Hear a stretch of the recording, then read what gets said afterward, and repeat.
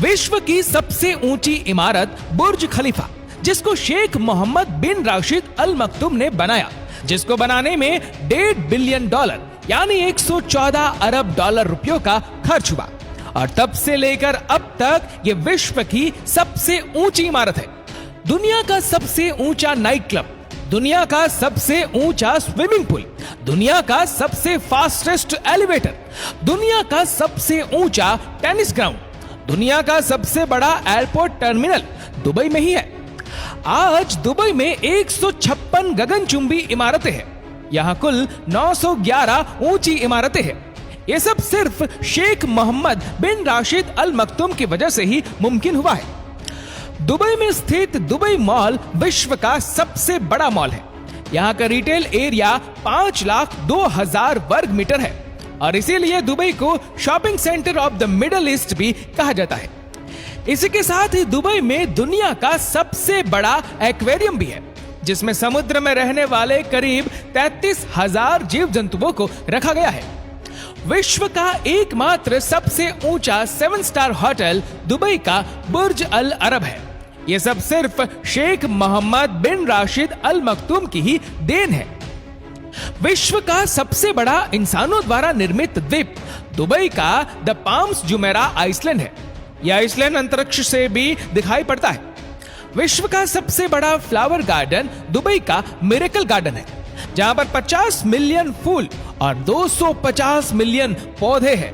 यहाँ महल, मोर और हट भी देखने को मिलता है। ये भी सिर्फ शेख मोहम्मद बिन राशिद अल मक्तूम की ही देन है। दुनिया का सबसे पहला गोल्ड एटीएम भी दुबई ने ही बनाया है और इसमें से सोना निकलता है।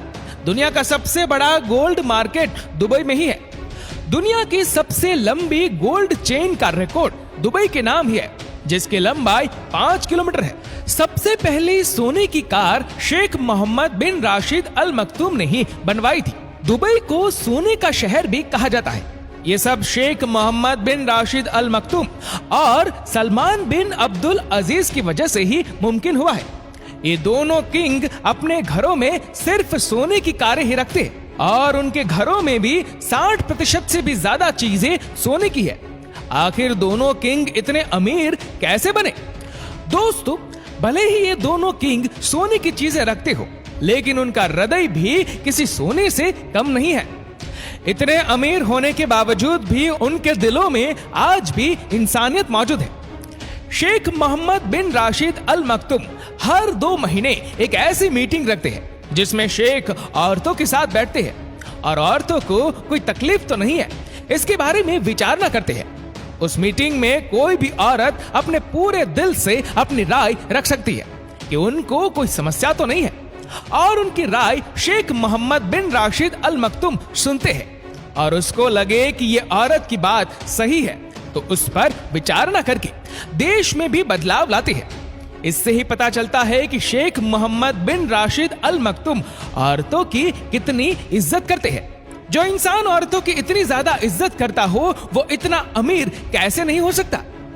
शेख मोहम्मद बिन राशिद अल मक्तूम एक ऐसी मीटिंग भी करते हैं जो सिर्फ गरीब लोगों के लिए होती है।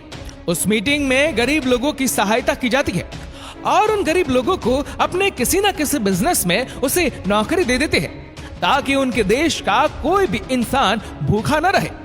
शेख मोहम्मद बिन राशिद अल मक्तूम ने अपने बेटे शेख हमदान बिन मोहम्मद बिन राशिद अल मक्तूम को भी वही संस्कार दिए हैं। एक बार एक शख्स ने अपने कैंसर के इलाज के लिए शेख हमदान से अपील की तो शहजादे ने 10 करोड़ रुपयों का बिल अपनी जेब से अदा कर डाला। इसके अलावा शहजादे ने दुबई के दमागई हॉस्पिटल के फ्री इलाज के लिए 9 करोड़ रुपए भी अध्यक्ष के तौर पर दान किए। उनकी दरियादिली यहाँ ही खत्म नहीं होती। असल में उनकी मर्सिडीज की विंडशील्ड पर चिड़िया ने घोंसला बना लिया था, जिसके बाद प्रिंस ने उस कार में बैठने से इनकार कर दिया ताकि चिड़िया आराम से अपना परिवार बढ़ा सके। शेख हमदान हमेशा से यही मानते हैं कि अगर हम गरीब लोगों की जितनी मदद करते हैं उतना ही हमारा देश आगे बढ़ता है और जिन लोगों का दिल इतना बड़ा हो वह इंसान सोने की चीजें क्यों नहीं खरीद सकता। शेख मोहम्मद बिन राशिद अल मक्तूम और उसके बेटे की दरियादिली को लेकर आपकी क्या राय है? अगर आपको वीडियो अच्छा लगा हो तो इस वीडियो को लाइक करेगा, शेयर करेगा ज्यादा से ज्यादा लोगों तक और ऐसे ही और भी रोचक जानकारियों के लिए सब्सक्राइब करें हमारे यूट्यूब चैनल को और फेसबुक पर फॉलो करें हमारे पेज को। धन्यवाद।